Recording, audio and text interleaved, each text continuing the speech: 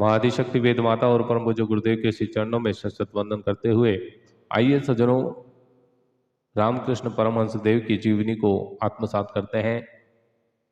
साथियों, परम पूज्य गुरुदेव लिखते हैं कि श्री रामकृष्ण पढ़ना लिखना बिल्कुल नहीं जानते थे और उनके संबंध में कबीर की यही उक्ति चरितार्थ होती है, मसी कागज छुओ नहीं, कलम गही नहीं हाथ, पर अपनी अंत प्रेरणा और विचारशीलता के प्रभाव से ही उन्होंने इतना ज्ञान अर्जित कर लिया था कि प्रसिद्ध शास्त्रज्ञ पंडित उनके सामने आकर पदावनत हो जाते। पर इसके ये अर्थ नहीं है कि उनको अपने ज्ञान का किसी प्रकार का अभिमान था। वह दूसरों के सामने अपना बड़प्पन प्रकट करते थे।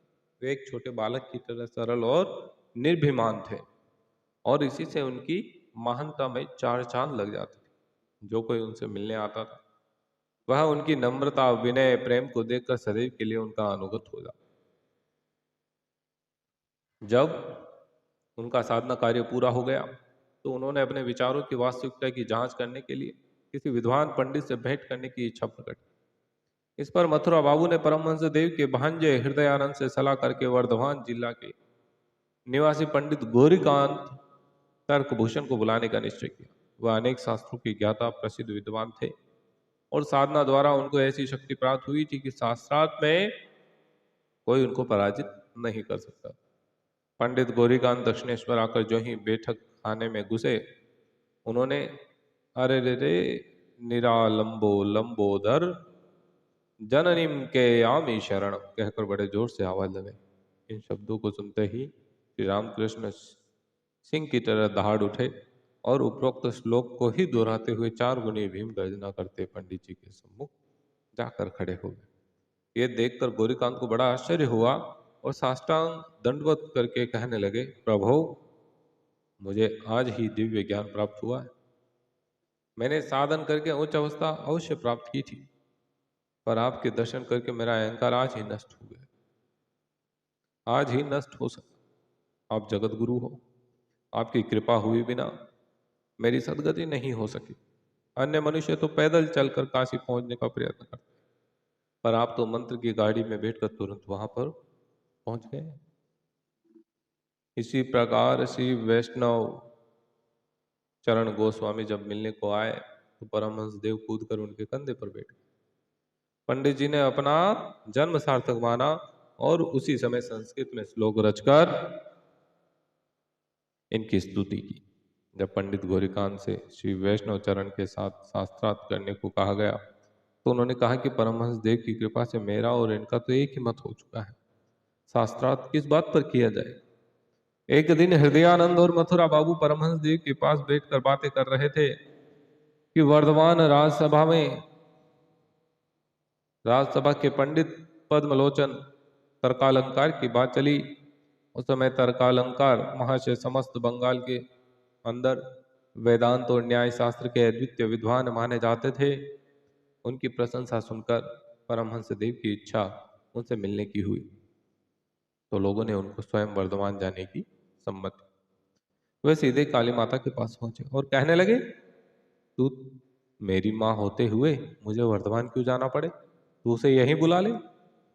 इस तरह बालक की तरह हट करते हुए समाधिस्थ हो गए।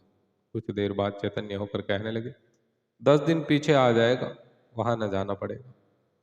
10 दिन के भीतर ही एक दिन मथुरा बाबू ने जल्दी जल्दी आकर कहा, प्रभु, आपके वर्धमान के पंडित जी कलकत्ता आ गए हैं। मैंने उनको राजा राधाकांत देव के साथ बातें करते देखा था। मालूम हुआ कि पंडित जी बीमार होकर विमलाचरण विश्वास के बगीचे में ठहरे। जब परमहंस देव उनको देखने को वहां गए तो वे तुरंत उठ बैठे और बोले, आहा, कैसा आश्चर्यजनक रूप मुझे दिखाई पड़ रहा है। बाहर से तो मनुष्य जैसा आकार है, परंतु अंतर में काली रूप जान पड़ता है। पंडित जी ने अपने विद्यार्थियों से कहा, तुमने देखा, एक कमरा भर जाए इतनी पुस्तकों को पढ़कर मैंने जो दर्जा प्राप्त किया है, उससे हजारों गुना उत्तम दर्जा परमहंस देव ने बिना पढ़े ही पा लिया। पंडित पद्मलोचन दृढ़ वैष्णव और आचार विचार पालने वाला व्यक्ति था।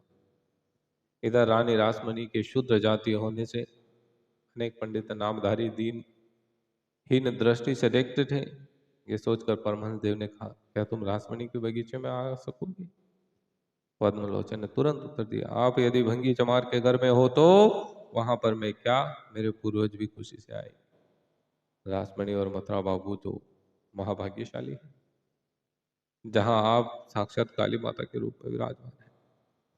मैं इस बीमारी से मुक्त हो जाने पर मथुरा बाबू के घर पर जाऊंगा और वहां पर सब पंडितों को बुलाकर शास्त्रार्थ करूंगा और देखूंगा कि उनको या आपको हीन सिद्ध करने का साहस कौन करता है।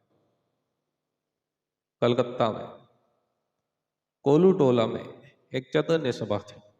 उसमें चैतन्य देव की गद्दी बिछाकर भक्त लोग चारों तरफ कीर्तन करते थे।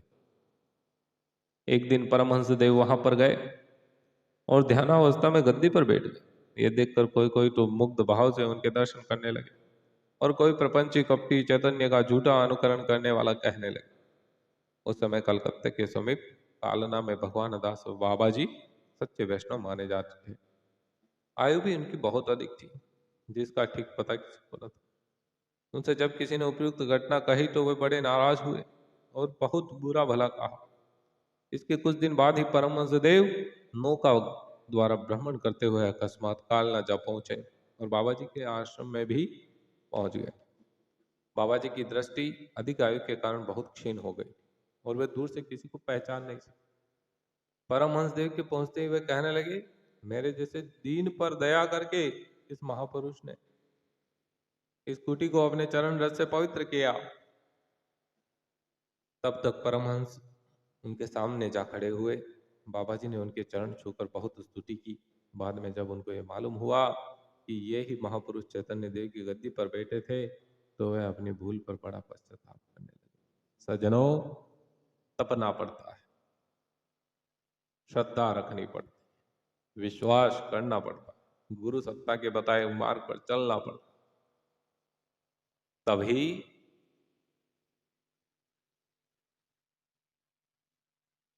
जो चाहते हो वो कर पाते। परमात्मा से मिलन इतना आसान नहीं है आसान जब तक निर्मल मन नहीं हो जाता। आपका